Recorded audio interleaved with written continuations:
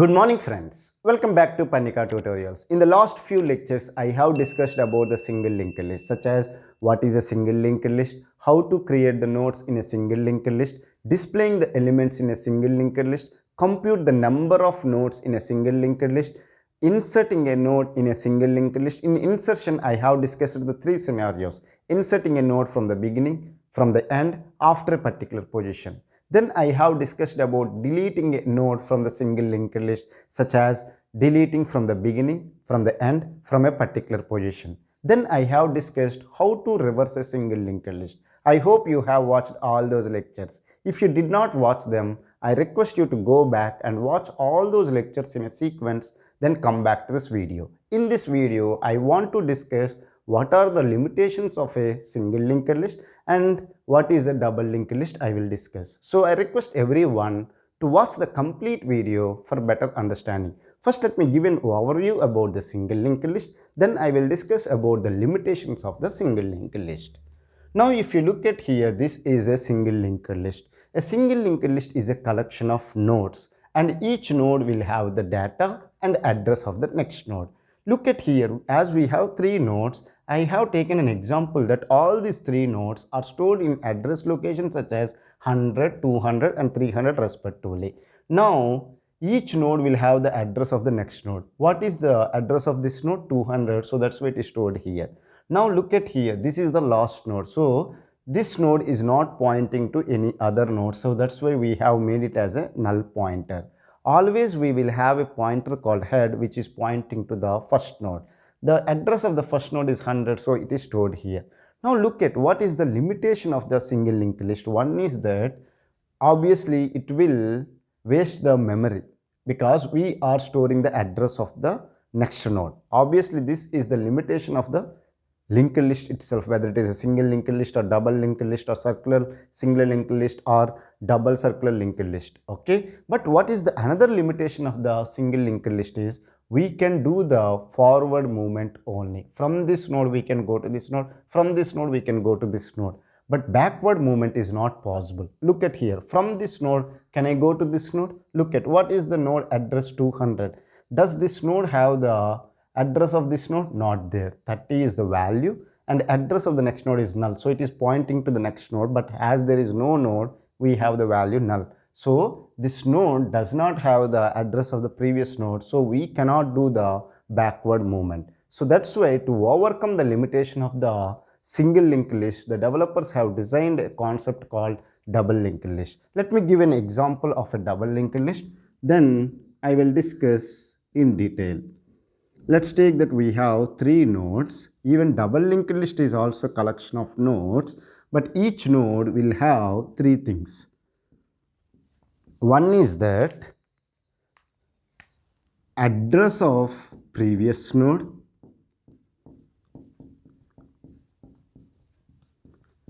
data, address of the next node. So look at here. Let's assume that these three nodes are there in address locations such as 100, 200, 300 respectively. Now let's take that the data is 10, 20 and 30. Now look at here. We will have a pointer called head which is always pointing to the first node. So address of the first node is 100. Now if you look at, we have address of previous node and address of next node also. Address of the previous node, this is the first node, so it will have the null, and address of the next node is 200, so you have a connection like this. From this node, address of the previous node is 100, so you will have a connection like this, and address of the next node is 300, you have a connection. Address of the previous node is 200, address of the next node is null. So if you look at here, we can do the forward movement and also backward movement. What is the difference between a single linked list and double linked list? In a single linked list, we have only data and address of the next node. But when it comes to the double linked list, we have the address of the previous node, data and address of the next node. So using the address of next node, we can do the forward movement. Using the address of previous node, we can move in a backward direction also. I hope you have understood what is a double linked list and what is the advantage of double linked list. Now let me define a node. Okay, with the help of a structures concept, we can define a node. Why we have to use the structures? Because a node is having a pointer and data. So we have various types of members are there. So that's why we have to define a structure, and the name of the structure is node. And what are the members? One is the pointer strut node of previous, and another one is a data of integer type, and we have another pointer storing the address of next node. So I will write it as next. Now we are done with the structure definition of a node. Now look at here. This is a two pointers. One is previous and next, which stores the address of previous node and the address of the next node.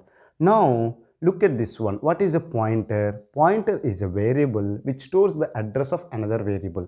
If it is an integer pointer, stores the address of integer variable. Similarly, a float pointer stores the address of a float variable.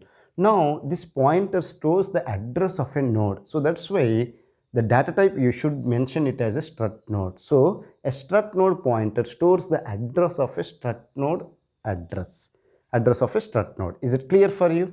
So once we define a node of strut type, memory will not be allocated. Once we declare a variable of strut node, then only memory allocation will be done. Now can you tell me what is the limitation of the double linked list? In the single linked list itself, we have said if you are storing the address of next node, we are wasting the memory.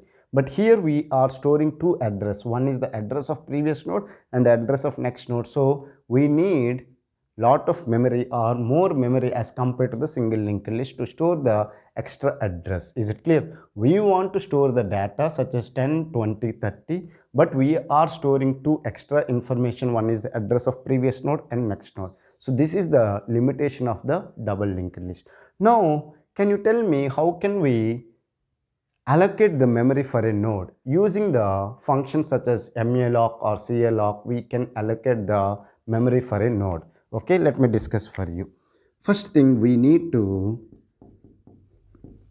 declare a pointer called next node of data type is strut node type. Then I will write like this: new node is equal to strut node star. We are doing the typecasting.